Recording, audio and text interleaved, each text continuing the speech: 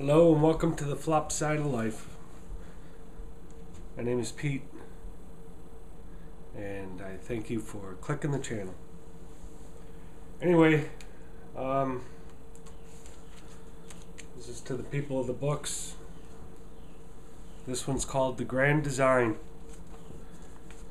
So I've been going through it and looking at the other books that I have with me and trying to discover what Hawking is trying to tell us about what he knows now. This is one of the greatest thinkers of our time.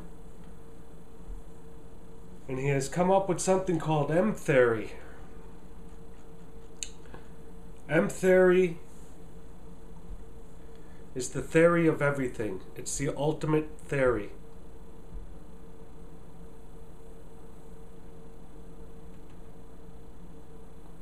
In this theory, I want to argue a point, because where he says theory, I cannot remove it from theology. Where these theories come in is where our theologies come in. So if you have me say theology with theory, he's just saying theory. I'm putting the theology along with it.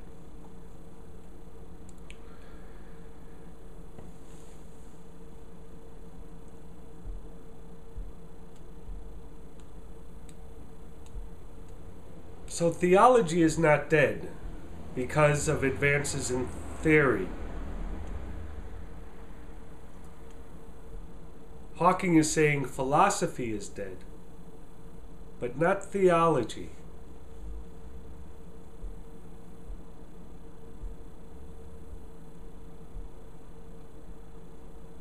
But he say maybe philosophy needs a resurgence.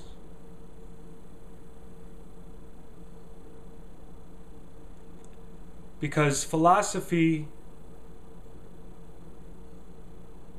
has also laws of its own, just as theology has laws of its own. Just like so many of these universes out there that Hawking is speaking about that have laws of their own.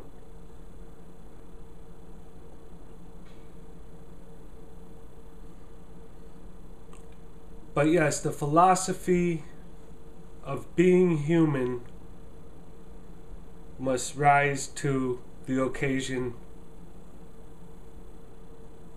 of the theologies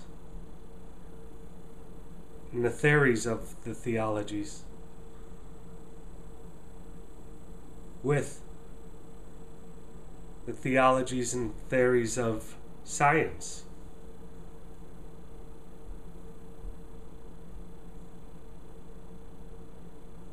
It's almost like they're interwoven, but at the same time they have their own distinct laws and ways about them. Look at the theologies of our past books. We don't create our past. Our past is interwoven into our DNA. So we cannot recreate the past. We only can create our future. We only can create what we are creating now for ourselves.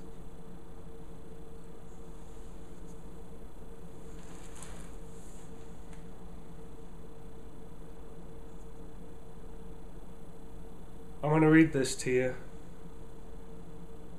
We know that everything is not what it seems, and we have entered into a time where we can see that a system has not just one history, but every possible history.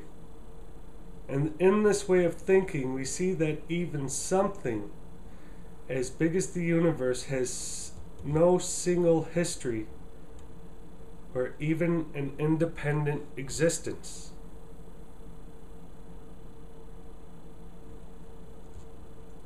He says this idea belongs to radicals. So even radicals have their own set of laws. But for some reason, all these theories and philosophies and theologies coexist among all the other subjects of the world.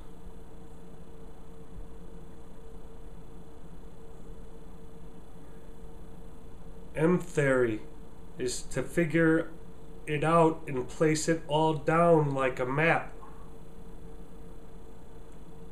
so the whole picture can be seen with all these separate laws making the picture.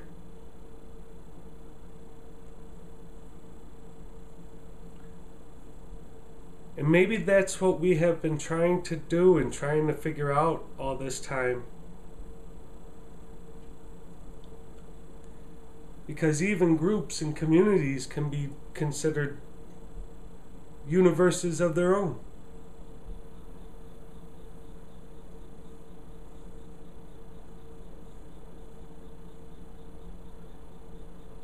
And their own customs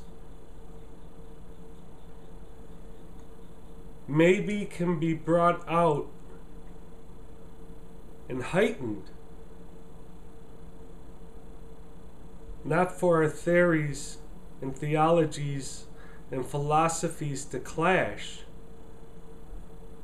but to form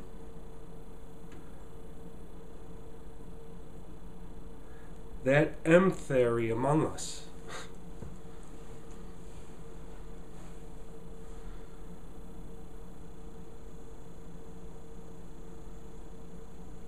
The mystery theory.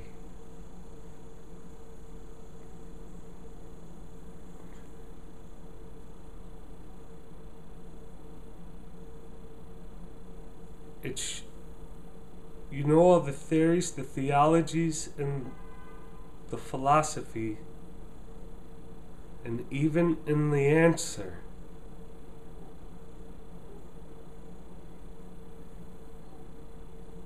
the answer is even a mystery. The M theory. Anyway,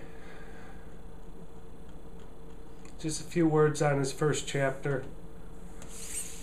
And his first chapter was the mystery of being.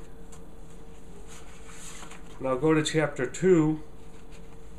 Yeah, the mystery of being. Starts it out with a vortex, a shell, a swirl. It means never ending. Just never ending.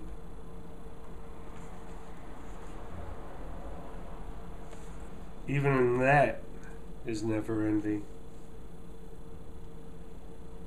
I think, but my theology and theory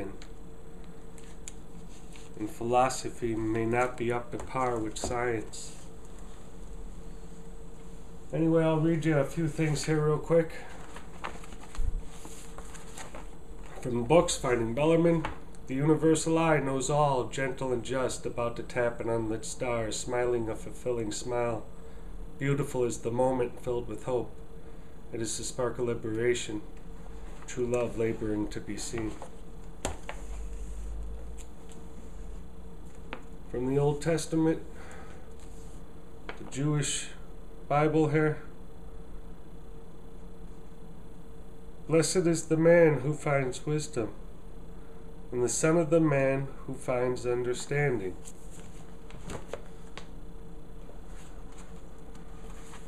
And this one's from the Tibetan Book of Living and Dead.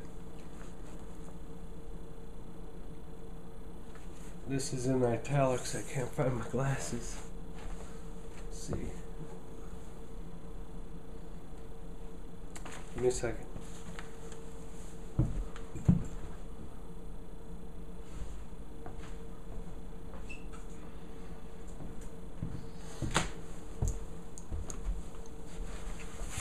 Alright.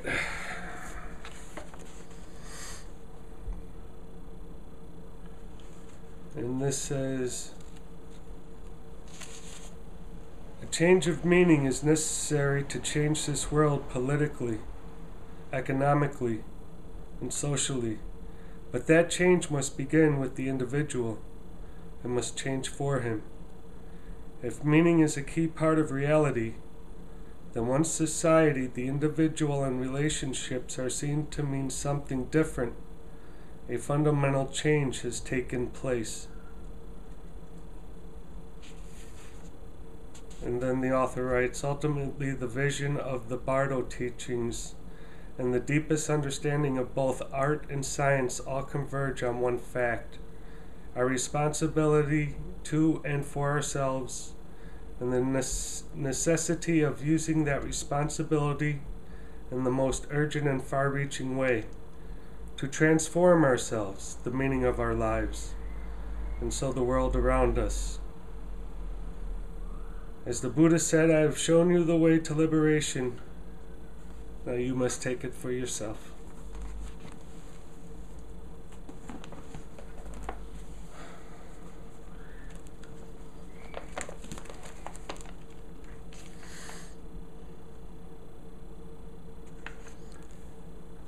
And from the New Testament,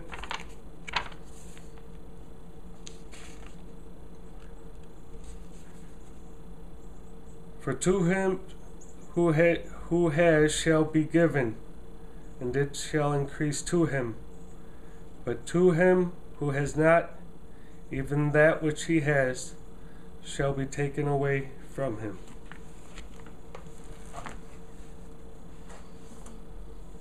From the Quran,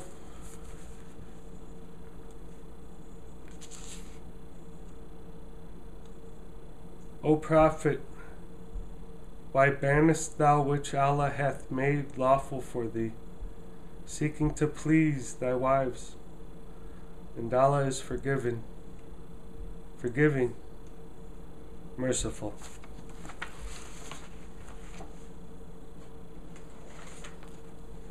And from the wisdom of the Native Americans, can we talk of integration until there is integration of hearts and minds? Unless you have this, you have only a physical presence, and the walls between us are as high as the mountain range. Chief Dan George.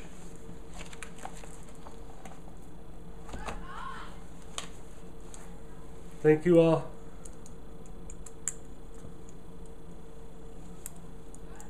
For spending this time with me.